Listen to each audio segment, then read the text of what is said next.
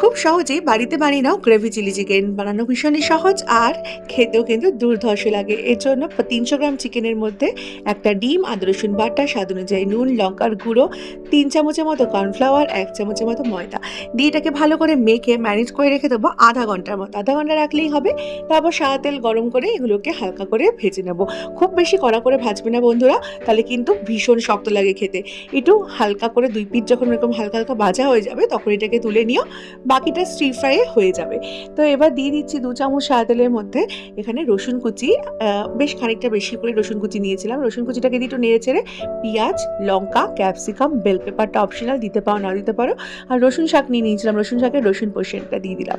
রসুন শাকটা কিন্তু চাইলে না নিয়ে পেঁয়াজ শাকও ইউজ করতে পারো।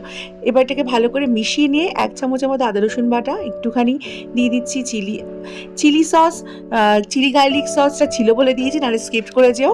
আর এখানে টমেটো সস, সয়া সস আর 1/4 টিস্পুন ভিনিগার দিয়ে এবার এগুলোকে ভালো করে মিশিয়ে নেবো। স্বাদ অনুযায়ী নুন আর একটুখানি আজিনা মটরও দিয়েছি, সেটা কিন্তু একদমই অপশনাল।